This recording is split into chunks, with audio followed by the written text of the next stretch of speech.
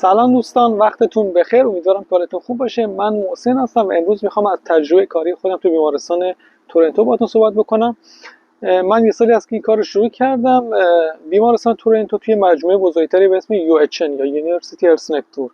UHN خودش تشکیل میشه از چند تا بیمارستان و یه سری مراکز تحقیقاتی، مثلا مثل تورنتو جنرال هاسپیتال، تورنتو وسترن هاسپیتال، پرینس مارگارت کانسر سنتر. یه سری مرکز مختلفی هست که هر کدوم از حالا این بیمارستان یا مراکز یه تخصصی دارن که من توی تورنتو وسترن هاسپیتال هستم که من اونجا کار میکنم. البته خب به صورت ریموت و از خونه کار میکنم. UHN فکر میکنم بین 19 تا 20 هزار تا کارمند داشته باشه که یه درصد خیلی کوچیکشون شاید مثلا 1000 نفرشون دانشجو باشن، کسایی که دانشگاه تورنتو یا جای دیگه دانشجوان و مثلا یه قسمتی از پروژهشون رو میان توی اونجا انجام میدن. یه درصدش همیشه کسایی که داوطلبانه میان توی بیمارستان کار میکنن، ولی خب بقیه دیگه حالا یا پارت تایم یا فول تایم یا حالا پرمننت که کارمندن. کلا مجموعه خیلی بزرگیه، بزرگترین مرکز تحقیقاتی توی کانادا و همیشه توی دنیا جزو 10 تای اوله. یعنی هر سال تو رده‌بندی‌ها بیمارستان تورنتو جزو 10 تای اول هستن.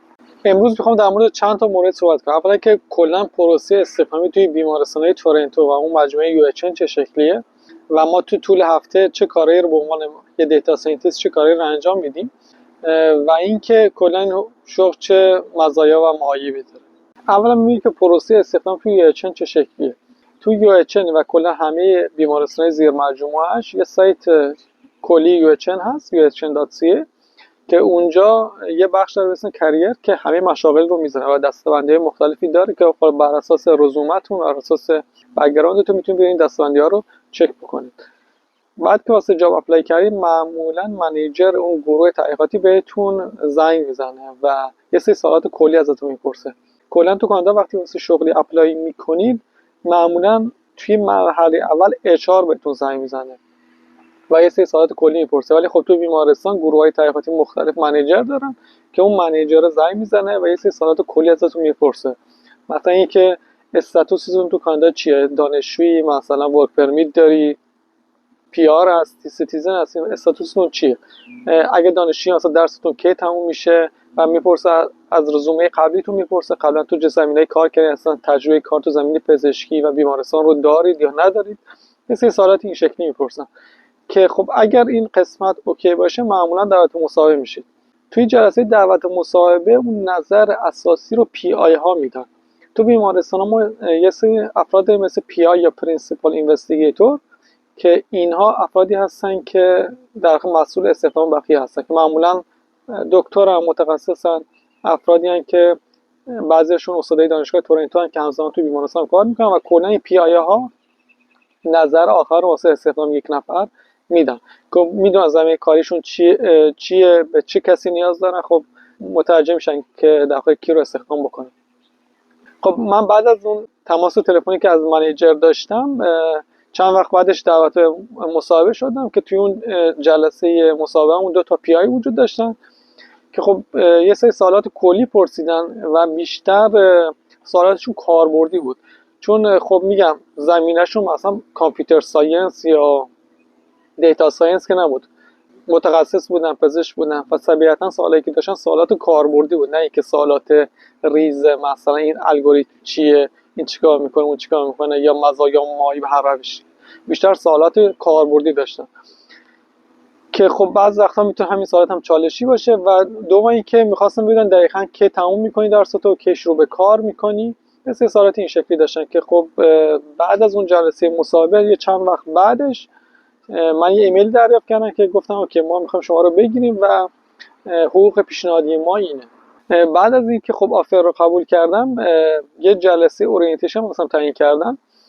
معمولا شما وقتی کارتو توی کانادا شروع میکنید معمولا یه جلسه اورینتیشن هست که خب میان اون شرکت رو معرفی میکنن، بخشای قسمت اون شرکت رو معرفی میکنن، ولی تو بیمارستان اینجوریه که تو ماهای خاصی یه عده زیادی با هم شروع به کار میکنن. یعنی تو این جلسه اورینتیشن ممکنه افراد مختلف از بیمارستان‌های مختلف باشن، ممکنه پرستار باشن، پزشک باشن، رادیولوژیست باشن، دکتر باشن.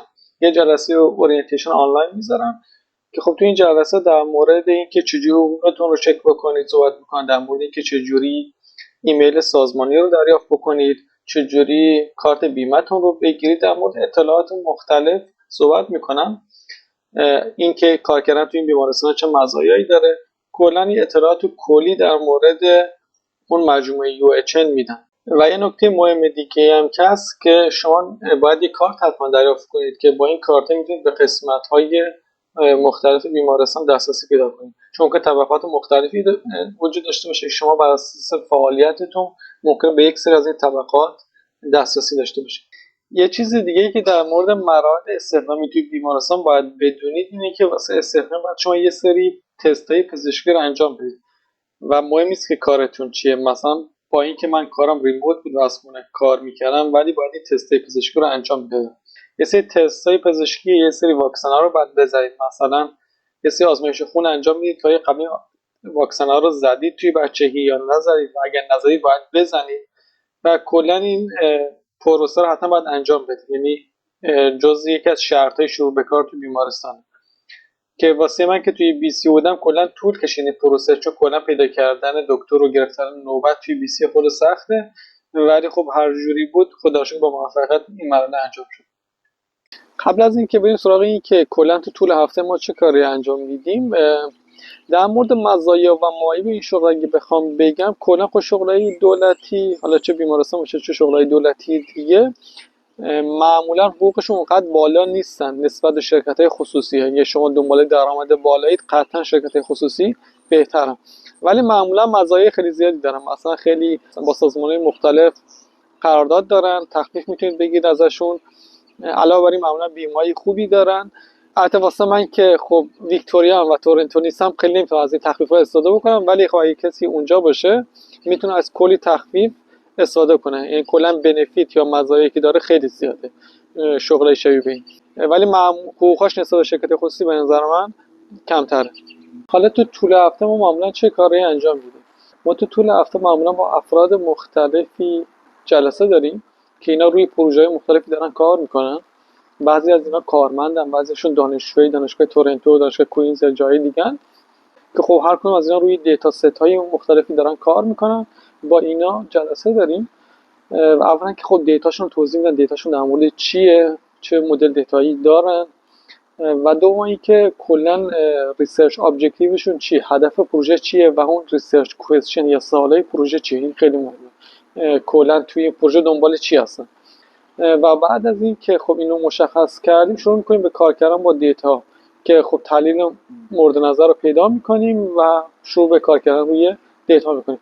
و معمولا پروژه همه آنگوینگ، یعنی که ما روش یه تحلیل انجام میدیم، دوباره هفته بعد جلسه داریم روی نتایجی که به دست آوردیم شروع به بحث میکنیم، دوباره تحلیل‌های بعدی.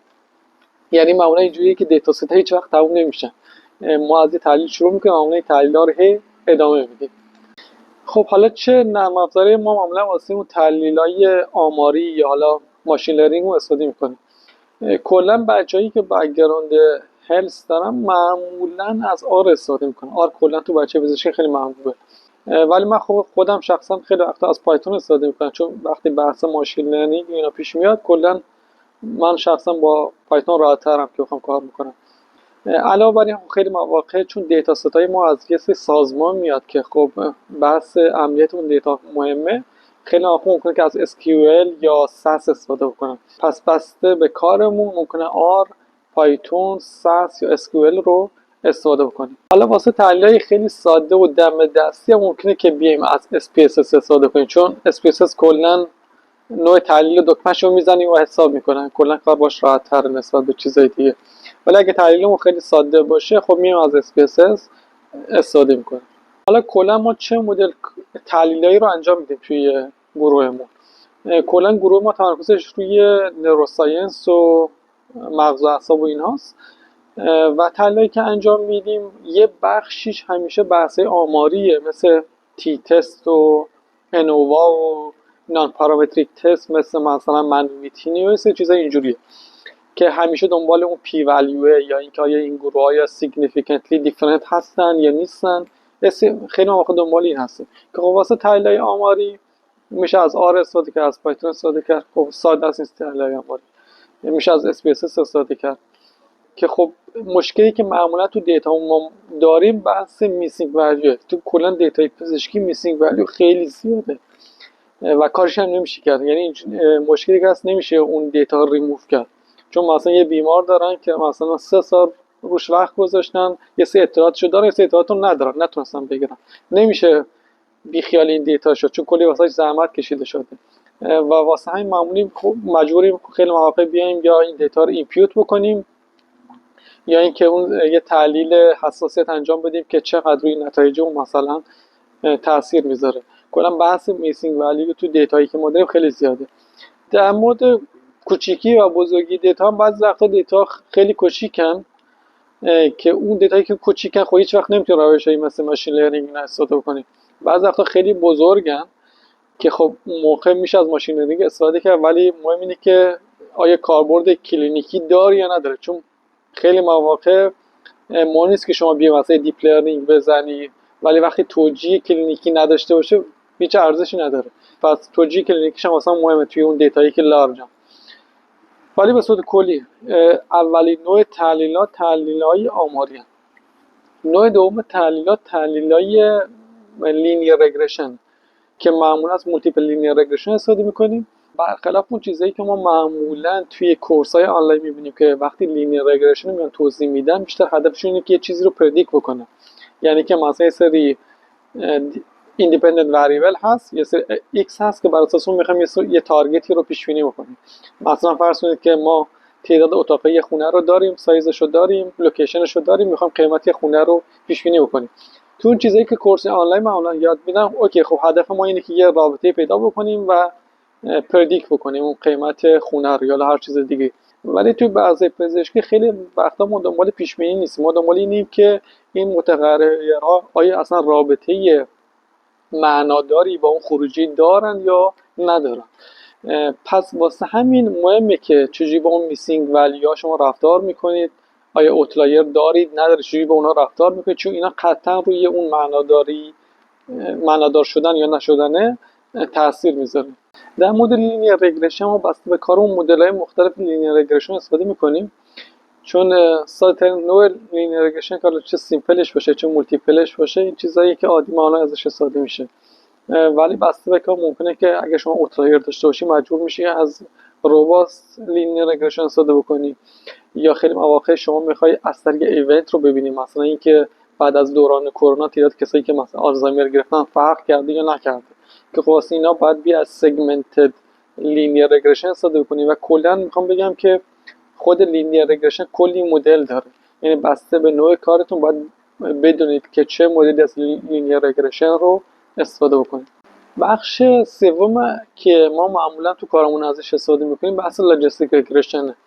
کلا بچه‌ای که پزشکی کار میکنن خیلی لاجستیک رگرشن استفاده میکنن. توی در واقع وقتی ما یه مسئله کلاسیفیکیشن داریم خیلی از لاجستیک رگرشن استفاده میکنن که خب واسه توجیه عملکردشون هم معمولا میان از آروسی کرو استفاده میکنن. مثلا ما که بک‌گراند مهندسی داریم خیلی وقتا میایم اکیورسی رو حساب میکنیم، پرسیژن حساب میکنیم، F1 اسکور حساب میکنیم، ریکال رو حساب میکنیم. ولی تو بحث پزشکی اون آروسی کرو خیلی مهمه، چون از لحاظ کلینیکالی معنا و مفهوم ساده تری داره واسه متخصصای اون حوزه. ولی به صورت کلی چرا حالا لاجستیک رگرشن چرا نمیایم مثلا SVM استفاده بکنیم، چرا نمیایم مثلا راندوم فارست استفاده کنیم یا ایکس جی بوست استفاده کنیم؟ خیلی وقتا مشکلمون اینه که دیتا کوچیکن و خب طبیعتا نمیشه مثلا از یه چیزی مثل ایکس جی بوست یا راندوم فارست استفاده کرد. بعضی وقتا مشکل اینه که بحث آورفیتینگ پیش میاد، دیتامون کوچیکه. تو بحث کلاسیفیکیشن اگر دیتا ست های ما کوچیکه معمولا میایم از لاجستیک رگرشن استفاده میکنیم، چون معمولا میشه همه دیتا رو واسه ترین استفاده کرد. معمولا جوابی که توی ترین میگیریم کلا صادقه و لحاظ کلینیکی هم معقوله.